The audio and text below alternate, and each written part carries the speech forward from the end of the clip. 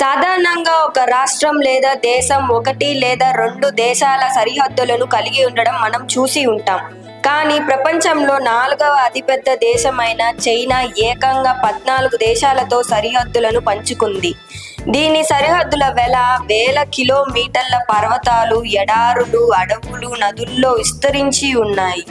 ఇది భారతదేశం, Pakistan, Korea, Afghanistan, Russia అని పలు దేశాలతో సరిహద్దులను పంచుకొని ఉంటుంది. ప్రపంచంలో మరి ఏ ఇతర దేశం కూడా ఇలా సరిహద్దులను పంచుకోలేదు. చైనా అనేక దేశాలకు సరిహద్దుగా ఉండడం వల్ల ఇది సంస్కృతులు, భాషలు, సాంప్రదాయాలకు నిలయంగా మారింది.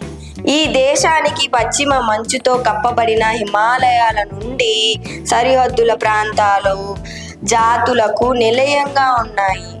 చైనా సరిహద్దులు గోబీ ఎడారి, హిమాలయాల నుండి విస్తారమైన నదులు, లోయలు, దట్టమైన అడవుల వరకు విభిన్న ప్రకృతి దృశ్యాల గుండా వెల్లువెత్తుతాయి. ఈ విధమైన చైనా వాతావరణం జీవన వైవిధ్యాన్ని, అలాగే ఈ ప్రపంచంలో నివసించే ప్రజలకు జీవన శైలిగా భావిస్తారు. అయితే 14 పొరుగు దేశాల సరిహద్దును కలిగి ఉంది కాబట్టి చైనా అన్ని దేశాలతో సరిహద్దులను నిర్వహించాల్సి ఉంటుంది.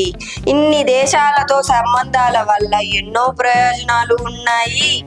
అలానే చైనా కూడా ఎన్నో ఎదుర్కోవాల్సి వస్తుంది. అయినప్పటికీ వీటి ద్వారా చైనా గణనీయమైన దృష్టిని ఆకర్షిస్తుంది. అనేక దేశాలకు పొరుగు దేశంగా చైనా ప్రపంచ రాజకీయంలో గణనీయమైన ప్రభావాన్ని చూపుతుంది.